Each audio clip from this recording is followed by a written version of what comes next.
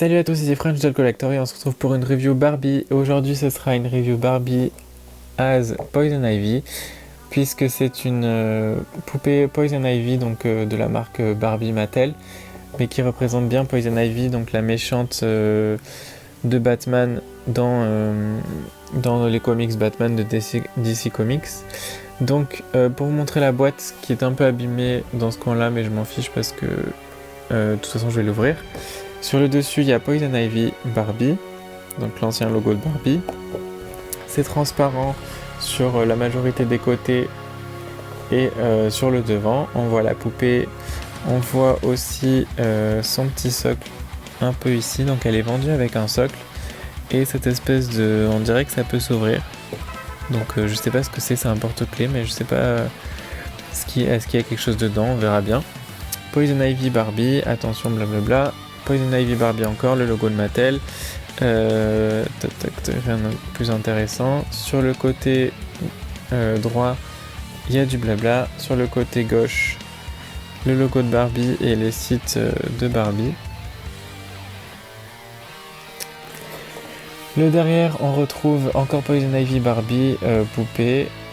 Un artwork de Poison Ivy, donc de la série. C'était... comment elle s'appelle ? C'était la série Batman. Est-ce que c'était Batman tout court? Peut-être. C'était la série qui était dans les années... la fin des années 90 ou le début des années 2000, je sais plus. C'est une série que je regardais souvent, qui était super. Donc c'est un artwork de Poison Ivy, sachant que j'ai du mal. Sachant que Poison Ivy, qui est un nom difficile à dire, entre autres, est ma méchante préférée de DC Comics. Alors je lis pas du tout DC Comics, moi je lis que les comics X-Men, mais c'est vraiment ma méchante préférée aussi, j'en connais pas beaucoup non plus. Vous pouvez voir d'autres de la collection avec Wonder Woman et Batgirl. Donc il y a aussi... qui c'est qu'il y a? Il y a aussi Supergirl. Je crois que c'est tout pour les DC Comics, sinon pour les Marvel il y avait aussi Elektra, la femme invisible. Enfin bref, je sais plus. Ils avaient sorti en fait, cette poupée date de 2004, il me semble. Et ils avaient sorti plein de super-héroïnes à l'époque. Et donc moi j'ai voulu Poison Ivy. J'ai aussi Catwoman et la femme invisible. Donc vous pourrez regarder les reviews sur ma chaîne. Du coup je vais la sortir de sa boîte et on se retrouve pour la review. Et donc la voici hors de sa boîte dans sa tenue hyper brillante. Alors je vais vous montrer avec quoi elle vient déjà. Elle vient avec ce socle sur lequel est écrit Poison Ivy, donc avec DC Comics, donc qui est transparent et qui s'accroche à la taille. Alors, je sais pas si ils ont mal calculé ou quoi, mais du fait qu'elle soit très grande avec ses bottes, le socle arrive vraiment pile si je veux qu'elle soit un minimum droite. Donc ça c'est pas idéal, j'étais un peu déçu. Et elle vient avec ce truc en fait que je savais pas du tout ce que c'était, j'avais déjà vu sur les photos. Mais je savais pas du tout ce que c'était et encore aujourd'hui je me demande un peu puisque ça s'ouvre et c'est juste une petite boîte comme ça.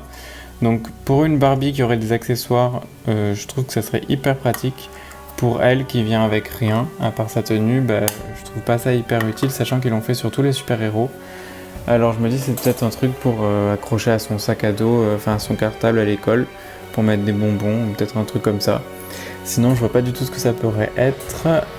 On va passer à son visage qui est assez exceptionnel dans le sens où je la trouve vraiment trop maquillée. Je me rappelais pas que Poison Ivy était aussi attachée au maquillage. Après je peux me tromper parce que je lis pas du tout DC Comics. J'ai regardé quelques films et dessins animés mais je m'intéresse pas du tout aux comics d'ici. Donc peut-être que c'est le cas, en tout cas sur l'artwork, sur la boîte, elle n'a pas l'air autant maquillée. Donc, sinon elle a du fard à paupières, alors il est un peu bleu, puis ensuite vert, puis bleu, puis jaune. Son rouge à lèvres est assez brillant et il est orange. Donc j'aurais préféré qu'il soit vert, parce que c'est vraiment Poison Ivy qui est comme ça, c'est pareil sur l'artwork. Mais bon, ça me gêne pas trop. Sur l'artwork de la boîte, il me semble qu'il est rose. J'ai oublié parce que, comme vous pouvez voir, je fais la review longtemps après puisque je suis même plus au même endroit. Donc voilà, mais elle reste super jolie quand même et j'aime beaucoup ses sourcils qui lui donnent un regard assez hautain et je trouve que ça correspond bien à Poison Ivy.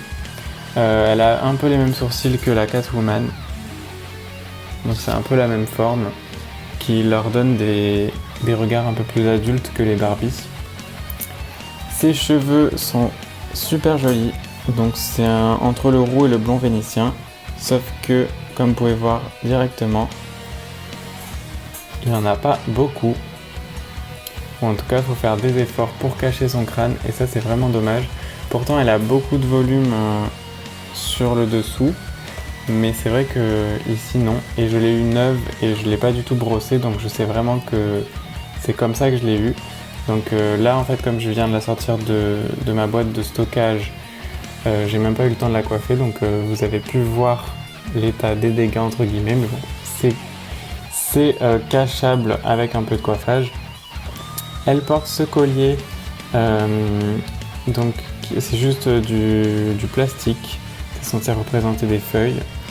Je sais pas du tout si elle l'a d'habitude, mais bon, j'aurais préféré quand même un collier en plastique dur, parce que ça aurait été beaucoup moins fragile. Là du coup je suis obligé de laisser les élastiques parce que j'ai peur qu'il se casse au moindre truc.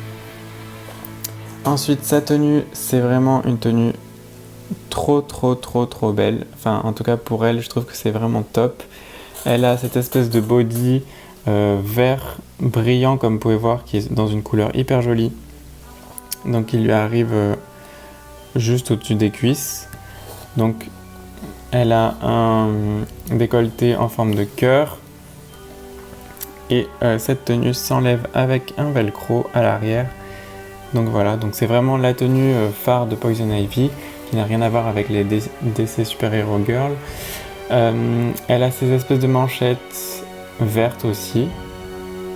Donc encore une fois, ça aurait dû être des gants normalement, mais ils ont voulu faire ça. Après, je pense que cette Barbie était plus une inspiration de Poison Ivy plutôt que forcément faire absolument la réplique. Donc je pense qu'ils ont pris quelques libertés. Elle a ses collants en résille qui sont hyper jolis, dans cette espèce de vert fluo presque, qui rend en plus avec sa peau qui est hyper pâle, ça rend vraiment bien je trouve. Et la partie préférée à mes yeux de cette poupée, c'est ses bottes, parce que c'est la première fois en fait tout simplement que j'ai une Barbie avec des bottes en cuir. Enfin c'est pas du vrai cuir mais en tissu je veux dire, ce qui fait que seul le talon est en plastique et le reste de la botte est en faux cuir on va dire, imitation cuir. Et je sais qu'ils le font pas souvent, mais qu'ils le font sur les Barbie Collector, et comme je n'en avais pas jusqu'à récemment, j'avais jamais vu et du coup j'aime beaucoup. Donc voilà, donc c'est tout pour cette Barbie Poison Ivy. Il y a juste un truc que je voulais vous montrer et que je vais vous montrer juste avec son bras parce que j'ai peur de la faire tomber si je montre avec ses jambes. C'est la spécificité de son corps. Qui n'est pas spécifique qu'à elle, mais qui est, je pense que c'était pendant une période que Barbie a fait ça, mais je ne saurais même pas vous dire quand. Comme vous pouvez voir, il n'y a aucune articulation au niveau de son bras, et si vous voyez bien, il y a quelques poussières qui sont sur elle, tout simplement parce que son corps est vraiment comme dans un caoutchouc, donc du coup ça attire les poussières et il n'y a pas besoin d'articulation, puisque si je veux lui plier le bras, donc elle va tomber. Voilà, en fait, c'est un peu comme la Barbie Nouvelle Star. Voilà, donc je peux pas trop le faire parce qu'elle est en train de tomber de son socle en plus. Mais vous comprenez l'idée. C'est un truc que j'éviterai de faire, de jouer avec sur une Barbie assez vieille comme celle-ci, parce qu'on sait jamais, vu que c'est a priori une barre de métal à l'intérieur, on sait jamais si elle peut sortir ou quoi. Après on peut toujours mettre sa tête sur notre corps et compagnie, mais bon, ça serait dommage de caser une Barbie un peu collector. Mais bon voilà, c'était la spécificité de son corps et ça explique aussi pourquoi elle a un peu de poussière sur elle. Voilà, c'est tout. Du coup, ma review est terminée. Vous pouvez vous abonner à ma chaîne pour plus de vidéos. Vous pouvez aussi m'ajouter sur Facebook Alex Doll Collector. Et on se retrouve bientôt pour de nouvelles vidéos. Ciao ciao!